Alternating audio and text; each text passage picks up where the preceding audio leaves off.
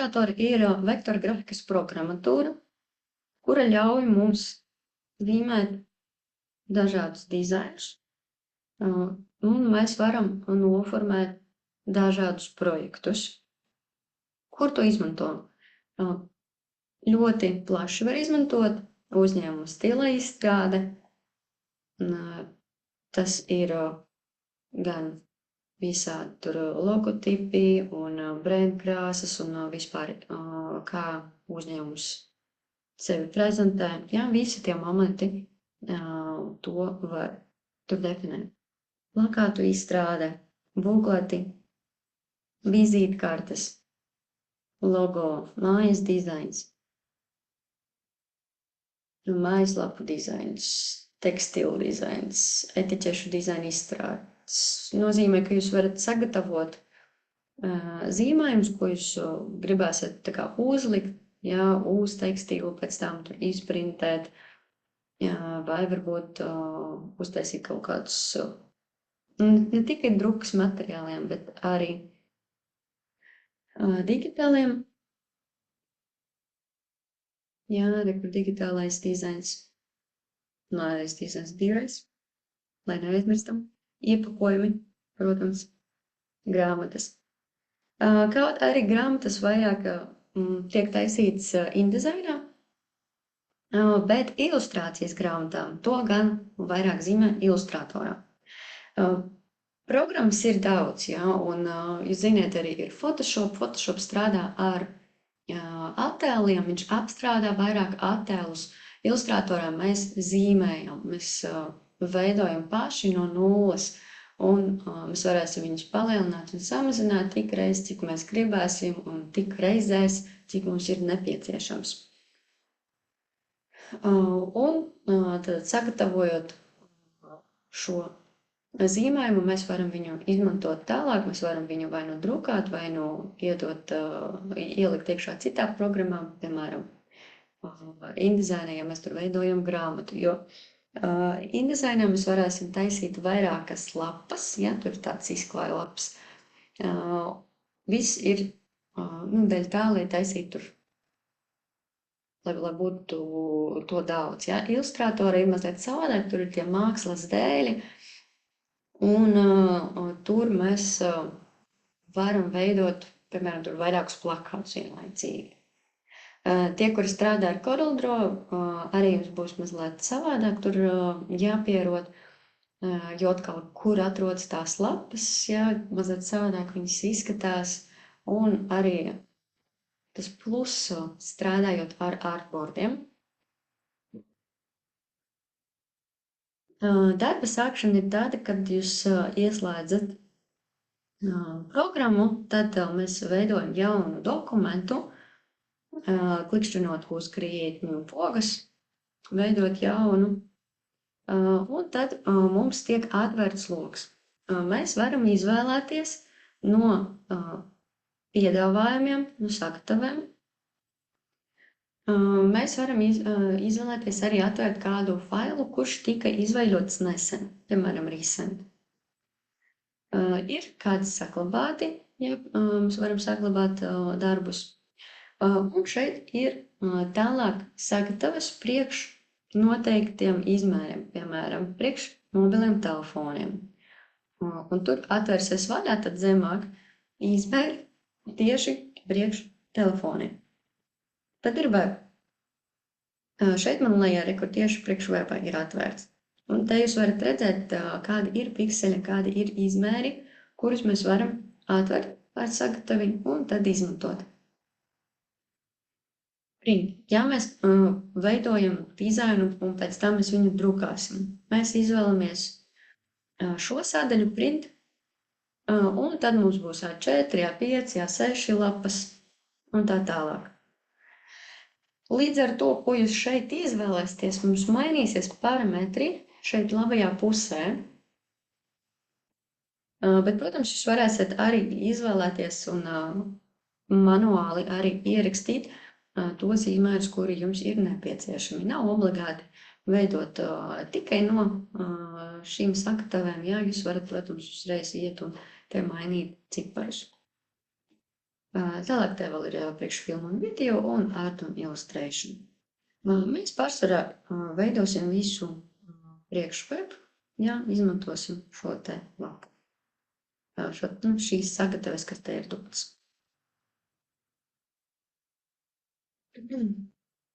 Kā jūs redzat, te ir Common 1366 uz 768 pikseļiem. Ir Web Large, kā lielais 1920 uz 1080. Jā, tie visi ir vienkārši parametri, un te ir mazākais. Kad fotogrāfijas, ja jūs uzņemat fotogrāfijas, mums arī tiek piedāvāti dažādi varianti lielākajā izšķirtspējā vai mazākajā, un varbūt jums liekas tagad kaut ko atpazīstat, piemēram, 1024, ja? Šis ir tāds zināms ciparīši. Kad jūs izvēlaties sagatavi, jūs varat viņu nosaukt. Jā, te ir nosaukums. Un tālāk mums ir platums un augstums mākslas dēlim, kuru mēs veidosim dokumentam. Šeit ir mērvienības, kuras mēs varam izvēlēties. Ja mēs veidojam priekšweb, ir labi atstāt viņus pikseļos, jo, kad mēs runājam par webu un par zīmējumiem, tad parasti arī izmantojam šo mērvienību, bet, ja gribas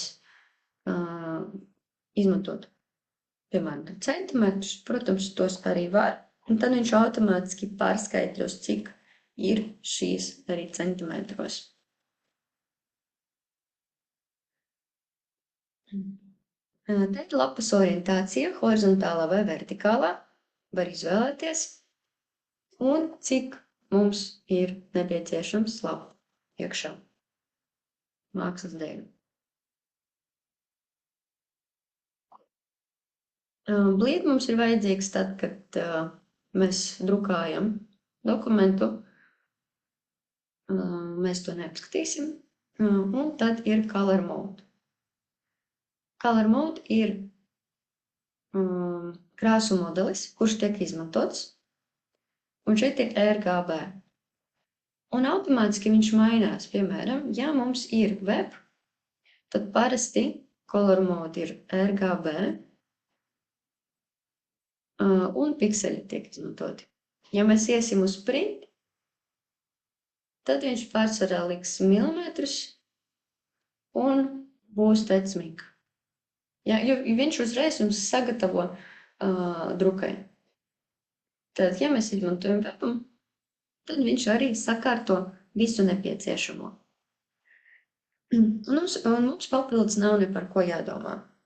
Un, kad mēs zīmējam digitāli priekš ekrāna attēlu, tad mums pilnīgi pietiek 72 ppi. Ja mēs izmantojam print, tad viņš šeit liks 300, jo izšķirtspējai uz drupu vajag būt pielī.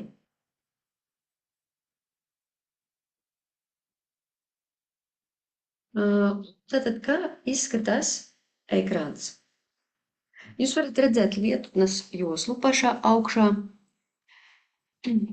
Varbūt jums mazliet kaut kas tur arī atšķirsies, ja? Bet tas ir plus mīnus, kā visi logi izskatās. Tad nākamais ir izvēļņu josla, kur ir File, Edit, Object, Type. Zem faila ir saglabāšana, zem edit varam pamainīt kaut kādus parametrus. Un, kad mēs strādājam ar kaut ko noteiktu, tad, piemēram, mēs strādājam ar tekstu, tad papildus iestādījuma mums ir zem type. Ja mēs vēlamies efektu, tad mēs iesim pie efektiem. Ja mums vajadzēs atvērt kādu logu, kas mums šeit vajadzīgs labajā pusē, tad mēs izmantosim window. Ja mums ir nepieciešams atlasīt, jā, tad mēs varam aiziet uz select. Nākamais ir izvēlētā rīka parametru joslam. Šī josla, viņa mainīsies atkarībā no tā, kāds instruments jums ir paņemts. Tad šī josla var būt un var nebūt. Arī viņa būs vai nebūs atkarīgs no tā, kāda workspace jūs strādājat. Un to mēs arī vēlāk paskatīsimies, ko mums būs jāieslēdz, lai mums būtu vieglāk.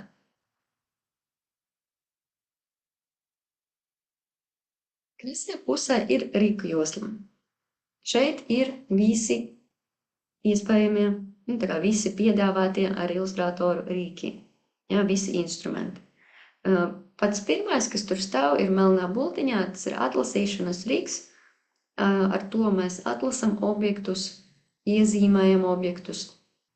Ja mēs neko nezīmējam, mums ir jāieslēdz šī poga, lai mēs neko nesabojājam savā zīmējumā. Kursa laikā mēs neapskatīsim visus rīkus, ja mēs apskatīsim tikai visus nepieciešamos. Labajā pusē ir paneļi. Šie visi paneļi atrodas, kā es jau teicu iepriekš, zem Windows cilnes. Tad, ja kaut ko vajag atvērt, jo, piemēram, šo paleti var arī izņemt laukā, izslēgt, tad ieslēdzam mēs viņu atpakaļ caur Windows.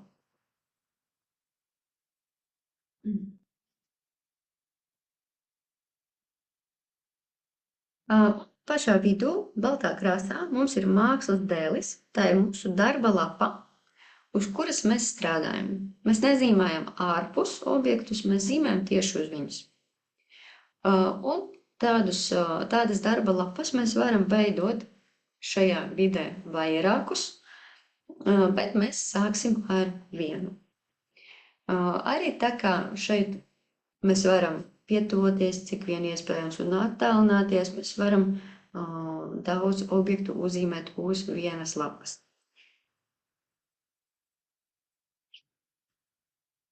Pašā apakšā ir statusa josla. Šeit mēs varam redzēt procentus, cik tuvu mēs esam, cik lapu mums ir.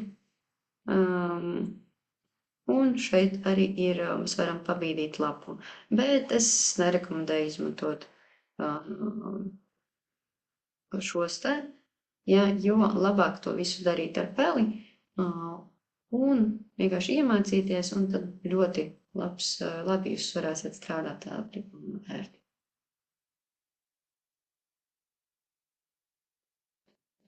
Un, lai jums parādītos smuks izskats, vēl smukāks nekā šīs, lai būtu visu instrumenti, lai būtu šī izvēlētā rīka parametru joslā un būtu arī atvērti paneļi, šobrīd viņi ir aiztaisīti, tad mums būtu jāizvēlas zem pogas Window, Workspace, Essential Classic.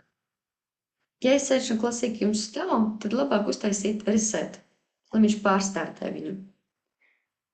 Tad šo jūs varat saukt vienkārši pierakstīt, un mēs strādāsim ar Essential Classic.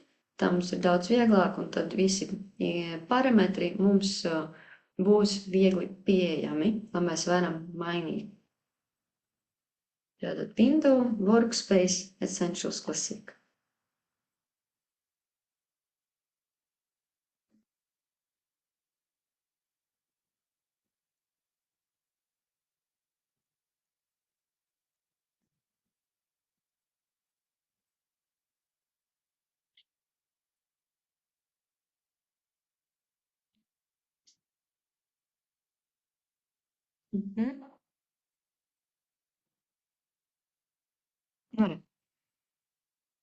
Rīku joslu paskatīsimies vēl, ja? Jums te ir tādas divas bultiņas. Ar viņām mēs varam paslēpt rīkus vienā līnijā vai vēlreiz noklikšķināt, un tad atvērsies atkal divi stabiņi. Tas ir domāts vienkārši, lai jums būtu vairāk vietas ekrānā, vai arī, ja jums patīk, lai visi instrumenti būtu ātri pieejami, tad, protams, divi stabiņi ir labāks variants. Ar šo pogu mēs varam paslēpt rīkus, ja, vai viņus atvērt vaļā.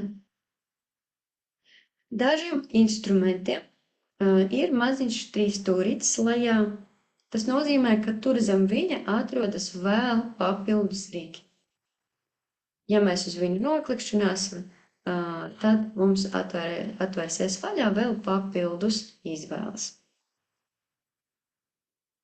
Šeit zemāk mēs varam redzēt kvadrātiņus, un tie atbild par krāsām.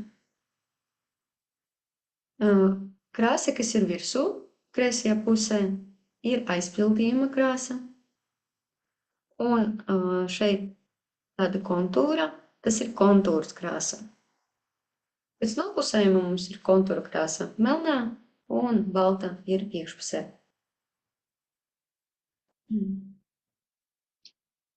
Tā krāsa, tas kvadrātiņš, kurš ir virsū, šobrīd ir balts virsū. Ja mēs uz augšā rīkjotajā parametru joslā mainīsim krāsu, tad mainīsies tieši šīs, ja, tieši aizpildījuma krāsa. Ja gadījumā mēs noklikšķināsim ar roku uz šī kvadrātiņa, tad viņš būs pa virsu baltajam, un ja mēs viņu no parametru joslas mainīsim, tad mainīsies tieši šīm elementu krāsam. Mēs varam viņus arī apgriezt, piemēram, uztaisīt, lai būtu baltā krāsa kontūra un melnā krāsa iekšpuse, tad mēs klikšķinam uz šīs būtiņas. Mēs varam arī ar dubultklikšķi noklikšķināt uz krāsu kvadrātiņu, un tad mums atvērsies vaļā palitra, kurā mēs arī varam izvēlēties kādu toni izmantot.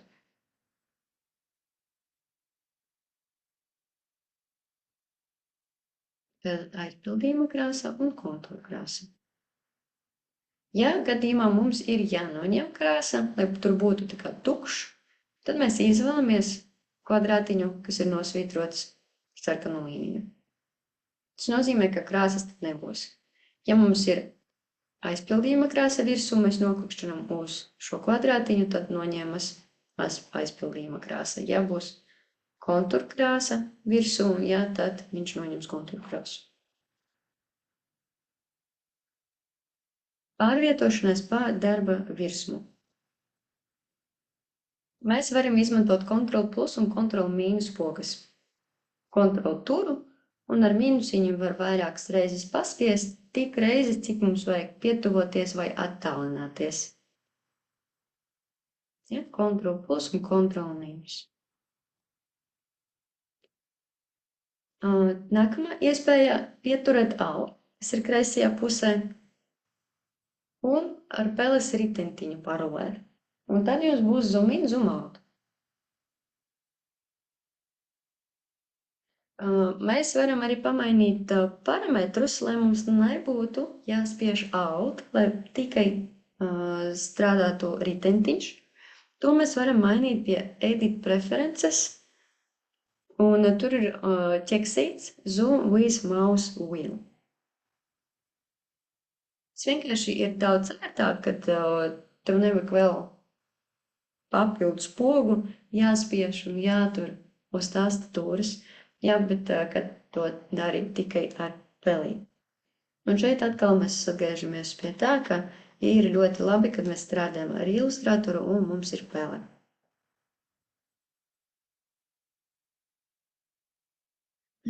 Mēs varam arī mainīt procentus te lejā. Es jums jau rādīju, jā, ka tur ir procenti, un tas arī cik tuvu jūs atrodaties un cik tuvu jūs skatāties uz savu projektu. Varam izmantot arī Z taustiņu. Mums ieslēgsies zoom rīks, un tad ar viņu mēs varēsim arī klikšķināties un iet tuvāk un tālāk.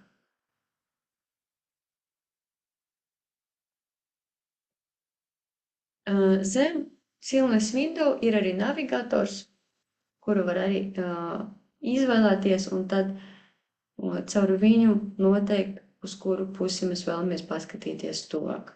Šis nav tik plaši izmantots, tomēr vieglāka tālmaiņa ir ar peles ritentiņu, ja? un Ctrl plus, Ctrl mīnus. Peles ritentiņš, pārvietošanās uz augšu un uz leju, ja mums nav ieslēgta šī te lieta. Un Ctrl plus peles ritentiņš ir pārvietošanās pa labi, pa kreisi. Šeit.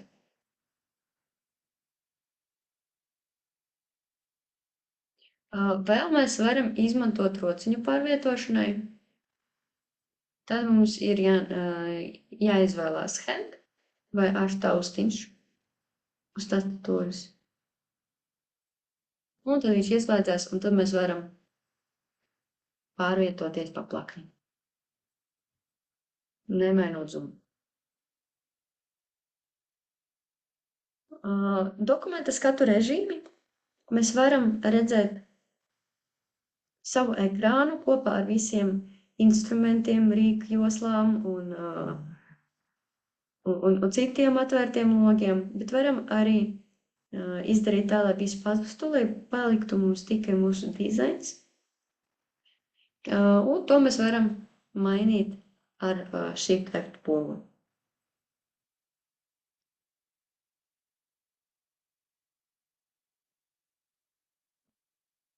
Ja jums vajag atcelt kādu darbību, Ctrl-Z ir solis atpakaļ, un ja jums vajag soli uz priekšu, tad Ctrl-Shift-Z.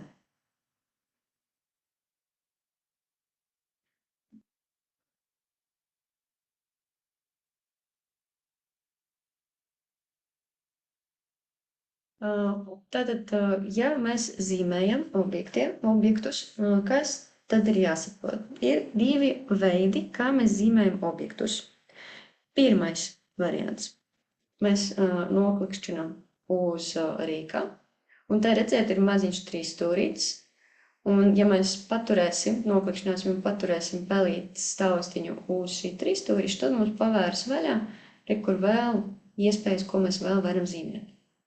Jā, te ir taisns stūris ar nopaļotām maliņām, ir elipse, poligons. Poligons ir daudz stūris, un, piemēram, trīsstūris arī ir poligons šī gadījumā.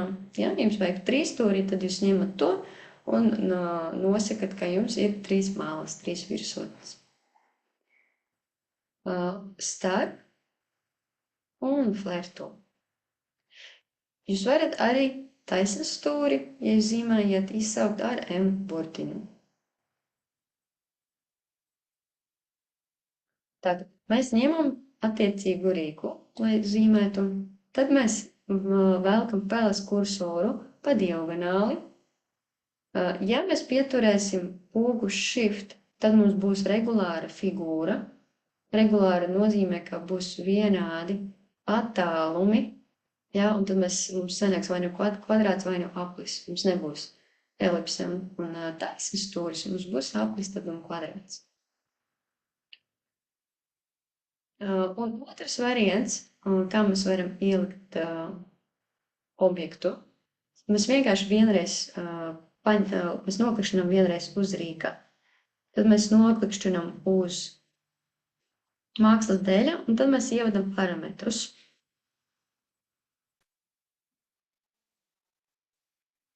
Tad objektu mēs sākumā ņemam vai no ar peles taustiņu, vai ar burtiņu, ja ir tāds, piemēram, taisnstūrim ir M burtiņš, elipsei ir L. Tad šīs rīks tiek paņemts, jūsu kursors arī mainīs savu izskatu. Un tad jūs varat vai nu pavilkt no vienas puses uz otru un uzzīmēt viņu tādā izmērā, kurā jums sanāk, ja? Vai jūs ieklikšķiniet ar vienu klikšķi, un tad jums izlaiks laukā šāds loks. Un tad jūs varēsiet ievadīt parametrus. Ja? Platums, augstums, un šeit arī ir tāda ķēdīte, ko viņa simbolizē. Ja viņa ir noslēgta, tad izmēri mainās proporcionāli. Tad jums pietiek pamainīt tikai vienu ciparu, piemēram, 60 mainīšu tur augšējo, un tad apakšējais izmērs arī mainās. Ja šī ķēdīte nav noslēgta, ir vaļā, Tad katrs parametrs ir pats par sevi, un tad jūs varat neproporcionāli mainīt un ievadīt tādus ciprus, kurus tur vēlaties. Un tad objektu pārvietošana. Selection tool, melnā bultiņa, mūsu primārais, jā. Ar viņu mēs atlasam objektus, ar viņu mēs varam pavilkt un pārvietot, jā. Jums rādīsies palīglīnijas, līdzīgi kā kanvā. Ja gadījumā viņas neieslēdzās, tad mēs varam viņus ieslēgt caur Ctrl+U. Ja? Tie saucas Smart Guides, un viņi vienkārši palīdz jums pielikt klāt vienu objektu tuvāk blakus citam. Ja? To mēs darām caur cilni View. View, un tad ir Smart Guides vai Ctrl+U taustiņa. Pēc objekta uzzīmēšanas mēs pārējām atpakaļ uz Selection Tool. Jo kamēr mums ir zīmēšanas rīks ieslēgts, mēs varam zīmēt tālāk.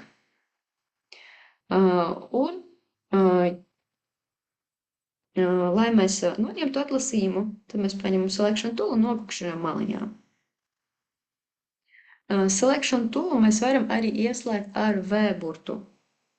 Atceramies, mums bija M rectangle, elipse L, un ja mēs V burtiņu ieslēdzam noklikšķinām, jā, tad mums parādās Selection Tool.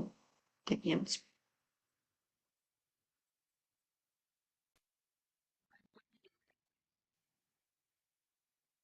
Ja gadījumā jums ir jāpievieno QR kods kanvā, ko darām?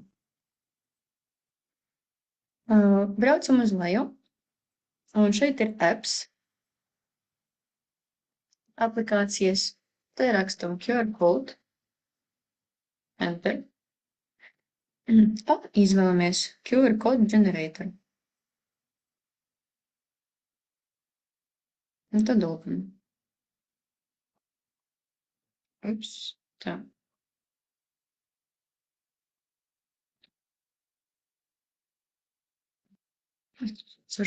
Jā, šis ir draudzīgāks. Šeit mēs varam ievietot URL kodu. Tas nozīmē, ka jums ir jāienāk mājaslapā. Piemēram, es taisīšu, aiziešu uz retrītu.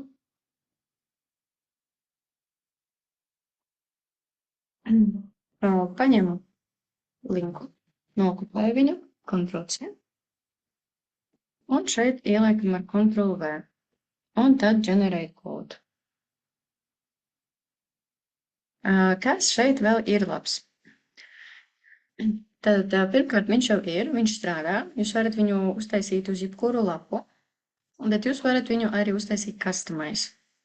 Jūs varat pamainīt krāsas, lai viņš pirmais, vai nu, piemēram, lai tas būtu jūsu brenda krāsas, ja tādas ir, vai otrs, lai būtu viņš tajās krāsās, kurās jums ir fons, tā lai viņš saskaņotos. Nu, pieņemsim. Aiziesim uz elementiem. Vai arī es vienkārši varu paņemt šo attēlu, uzlikt viņu.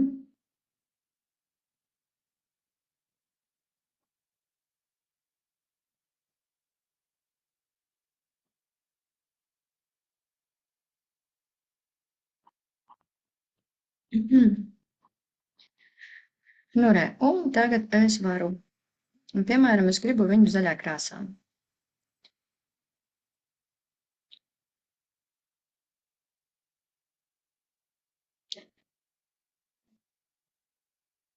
Te ir poga customize. Te ir foreground color. Mēs varam pamainīt vai nu baltu krāsu citā, uztaisīt vai melnu krāsu citā krāsā, noklikšķinu šeit. Un te varam izvēlēties kādus tonus. Vai arī mēs varam te ievadīt kodu. Ja, piemēram, mums vajag kodu, tad mums ir jāzina, piemēram, es ielikšu pagaidām taisnu stūri. Un te ar pipeti paņemšu kaut kādu tumšāku toni. piemēram, šo. Nokopēju viņu, aizēju uz QR kodu, tad atvērs vaļā šis loks un te ievadu šo te krāsu.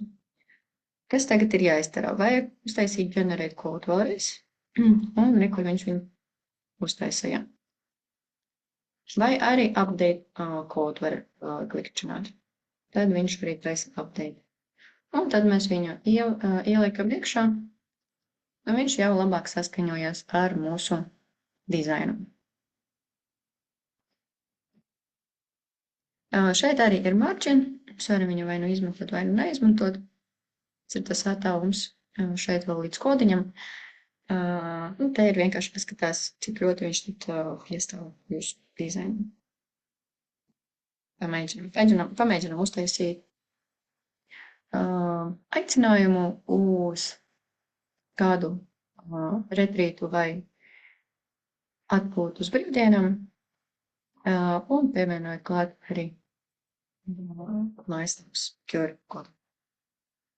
Jūs varat uztaisīt arī, piemēram, 2 valodas, latviešu un angļu, un tad pievienot 2 QR kodus katru savā valodā.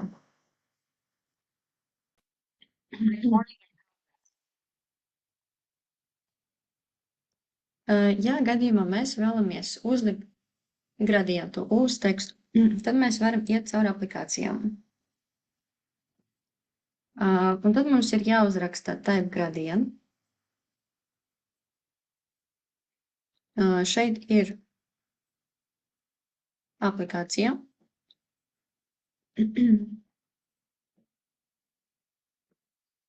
Mēs rakstam tekstu, kuru mēs vēlamies izdekorēt. Tieši šajā lokā. Mēs izvēlamies te fontu. Izvēlamies, kur viņam jāstāv, alignment, izlīdzinājums. Un te lejā viņš parādīsies. Šis nosaukums, ja? Te re, kur mums ir gradienti. Te ir marķēri.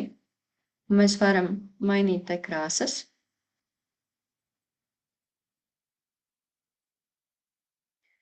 Un tad, kad mums viss patīk, tad mēs varam viņu pievienot dizainam.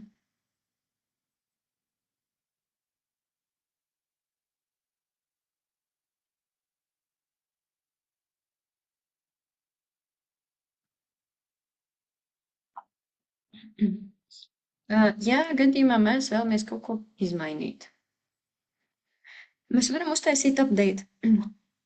Šeit ir vertikālā svitriņa, no kā mums ies gradients. Mēs varam pamainīt leņķi. Update element, un redzēt, viņš pamainījās. Mēs varam pievienot vēl krāsas, noklikšķinot vienkārši brīvajā vietā.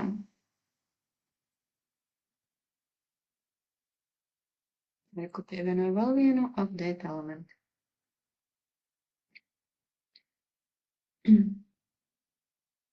Ja mums vajag izņemt viņu laukā, es klikšķinu delete. Noklikšķinu un delete. Un tad šie marķēri pazūd, un mums paliek mazāk atbalsta punktu ar krāsām. Izmēģiniet, lūdzu. Type gradient rakstam pie aplikācijām.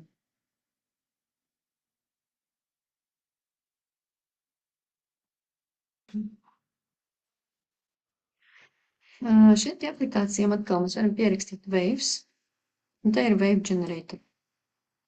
Mēs varam to arī atvērt un uzģenerēt kādu vilnu.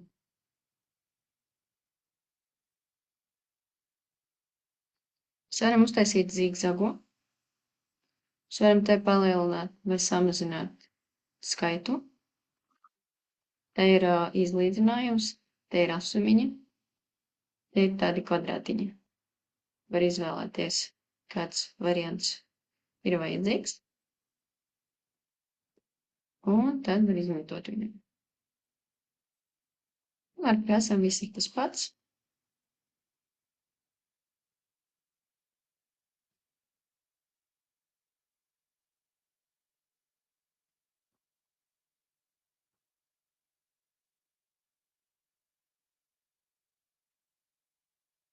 Jā, var uztaisīt vai nu vienkrāsainu vai gradientu.